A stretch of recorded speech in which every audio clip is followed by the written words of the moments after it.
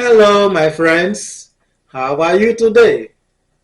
You are welcome to another episode of Nikki's Nuggets where we talk together.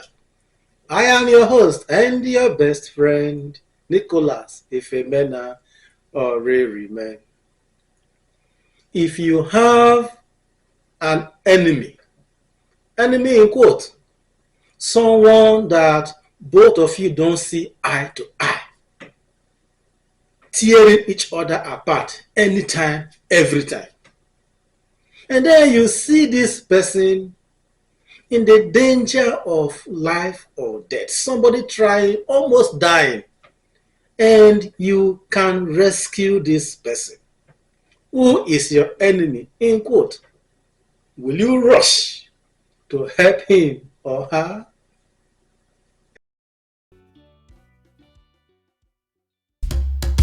No one has it all. That's right. No one knows it all. Oh yeah. What you know, what I know is again, it's Nikki's Nuggets.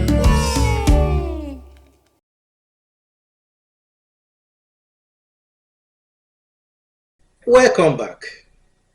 Yesterday here in Clarksville was a very horrible, terrible, and scary day. It was the first time that I experienced a very damaging tornado. I had an experience of that 2 years ago, but that was not in Clarksville. That was in Oak Grove, Kentucky, the neighboring state. But yesterday, it came to our city. It was damaging. It was destructive. It was a wicked tornado. I was shaking. I was afraid. I was scared for both myself and my neighbors and friends and everybody here in Clarksville. But thank God, it came and went away, swept through, destroyed. But some of us are safe. We lost 3 persons plus a little baby yesterday. Our heart goes out. We are now a city in mourning, recounting our losses. It's not about, thank God I'm alive. It's about all of us. When things like this happen, you say, thank God that you are safe. But then you feel the pain of those who have lost lives and property. My friend and co-worker was badly affected. He lost his home. His entire house was destroyed, damaged, and his car, everything he had, just in one swift, wicked moment, everything damaged. So we in Clarksville, we are feeling the aftermath, the pain of that dangerous tornado. We want you to pray and support those who have lost lives, those who have lost property, those who have lost a lot of their savings. At this moment, it's a time to come together. Like this morning when I drove out, I saw that, yes, people come together. When it is a thing like this, you don't remember your friend, co-worker. You don't remember anything. You don't want to know whether this person is black or white. You don't want to care whether this person is your friend or enemy. Everybody comes together and help each other. This happened also not just in Clarksville but in Madison.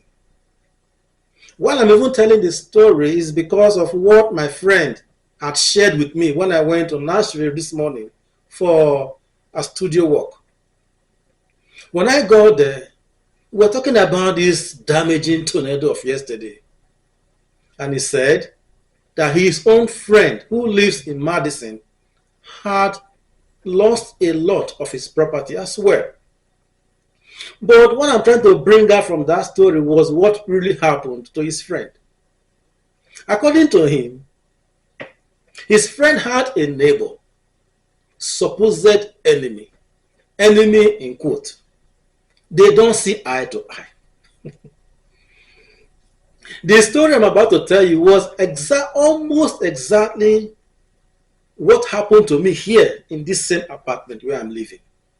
So, in some apartments, they're all numbered like 1, 2, 3, 4. Now, in front of each apartment, they will leave a car space for car parking, 2 space for one apartment. Because sometimes 2 persons live in one apartment and they have their cars. So they provide a parking space for 2 persons. And they will number it.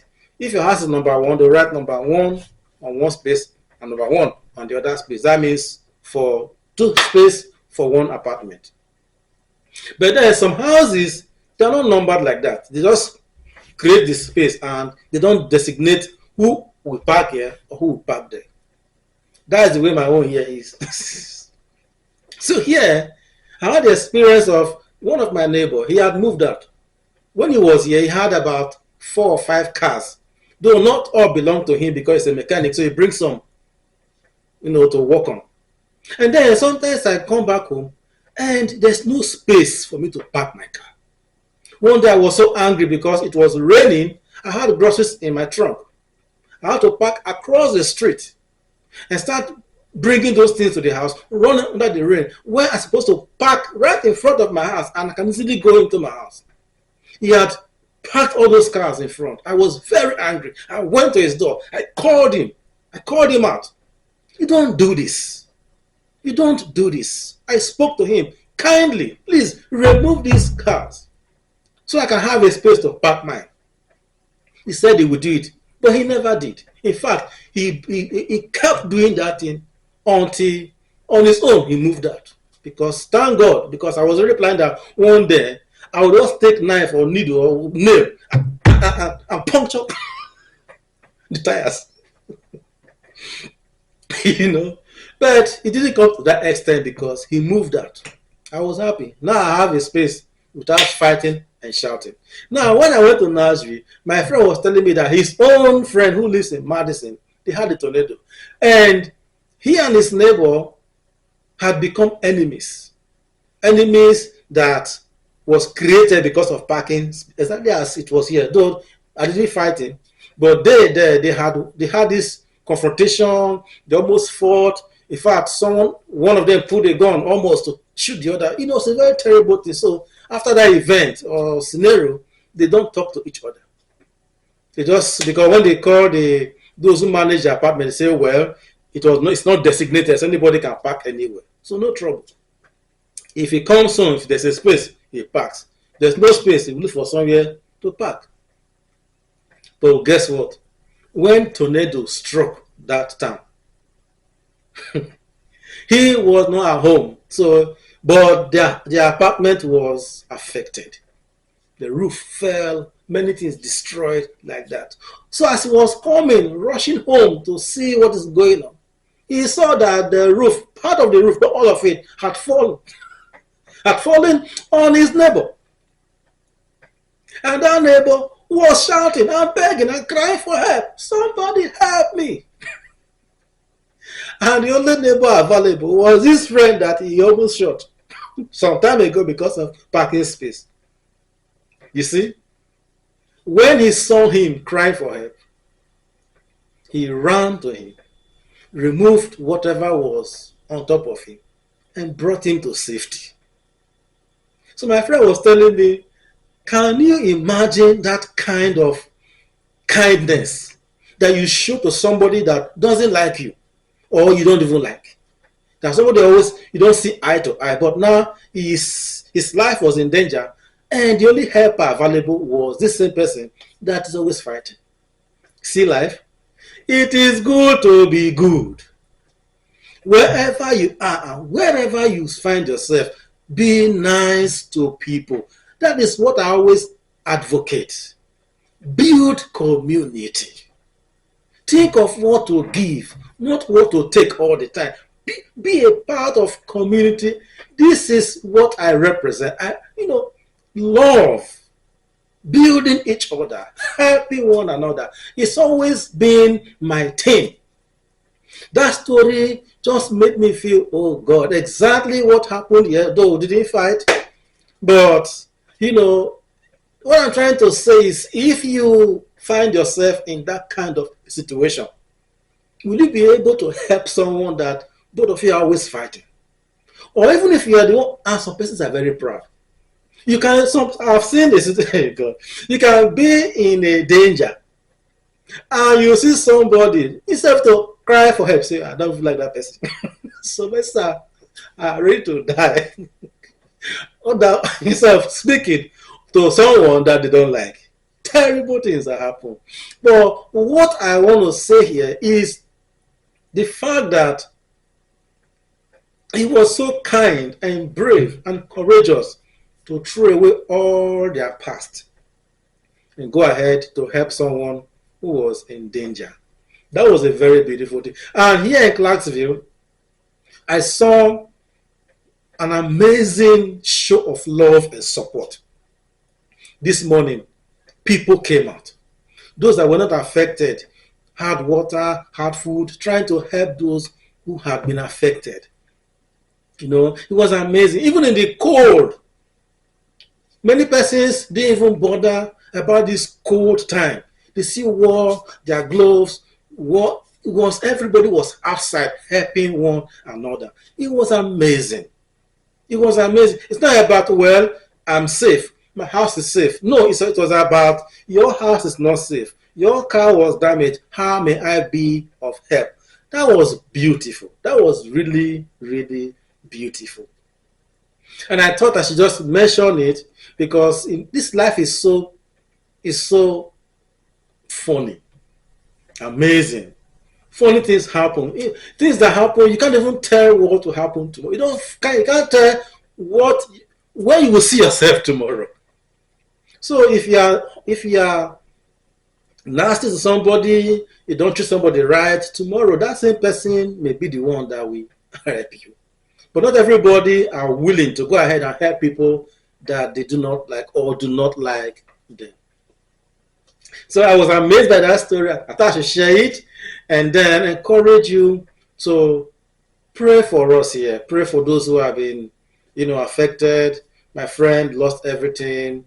Those who lost lives, those who lost property, everybody. Pray with us. Pray for us. I thank God that we are safe and this damage is now gone. I pray that Clarksville will recover and will recover strong, and all of us will be fine together again. Be nice to people. Don't withdraw kindness to somebody, even if this person you are helping is someone that is your enemy, in quote, or somebody that doesn't like you or you do not like. Building each other, building community is very, very important.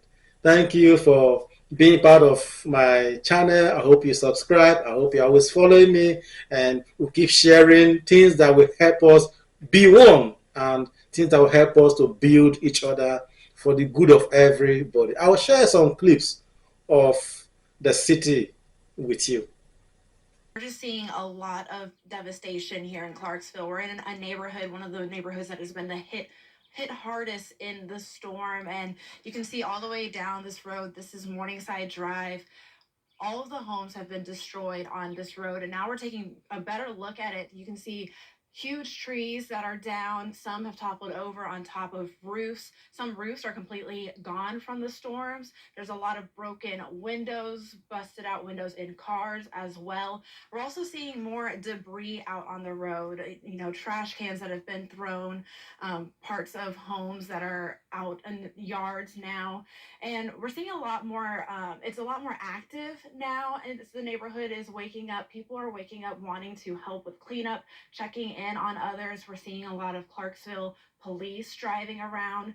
We are seeing down power lines. So like we said earlier, we want to remind everyone to stay away from any down power lines. Don't try crossing them because you don't know what lines are active. And we just want everyone to stay safe. I know this is going to be a tough time as we as this community prepares for the coming days of cleanup. I talked to one officer who told me, as you can see, this road is cleared. And I asked, was it crews that did this? And he was like, no, it was the community that came out and cleared this road so people could get through. Now, officials are asking for people to make way on the roads, try to avoid some of the roads that have been hit hardest, because there will be crews coming to clean up. But anyone who needs help or has been displaced from the storm can go to Northeast High School. That's where a Red Cross shelter is set up. And it's just so tough seeing all of this. But I know the Clarksville community will really come out and help. We talked to one person earlier who said, because this is a military community, they are ready to do whatever they can and they're a close-knit group here. Back to you. We want to show you just what we're seeing. So right here, we have a Powerball completely snapped in half. And it's interesting because now that the light shows us, there's a lot of variety into what we're seeing with the damage in certain areas. There's a flag flying just a little bit ways away. It's split in half and yet still flying. And as we move our way down these houses here, you have the power lines in the way. We have a house standing, and then a house just missing what looks to be the second floor. It's completely caved in. It looks as if it's just open in half, walls missing. But it just, as you continue to make your way down, you just see a lot of variety to things. Roofs missing. We also just see just a window busted out, a second floor missing. There's just a lot of things like this that just, you can kind of see the pathway of this storm and how it made its way. But the thing about this is, it just, when we see the light, we can just see the impact even more so. You could see it earlier on, but this really just puts into perspective what these families, what this community is having to deal with right now. And as you mentioned, Jennifer, 3 people did die in this storm here in the Madison area. Their names are Joseph Dalton, Floridina Gabriel Perez, and then a 2-year-old named Anthony Elmer Mendez. And we also wanted to let you know that Freddie O'Connell, Mayor O'Connell, just declared last night a state of emergency for Metro and for Davidson County, letting the area really get access to state and federal resources. And in that announcement, he mentioned last night that first responders were trying to work across the county to get to some hard-to-reach areas. This just shows just what the community is dealing with, because there's trees down, there's power lines blocking cars into their homes. It just really adds a whole other layer to this of people not being able to move around, get access to things that they need to because they're blocked by these power lines. And you want to make sure that you're staying away from those when they're on the ground, when they're near you. It's something that we're going to be following throughout the day. This is something that we're going to be following for the next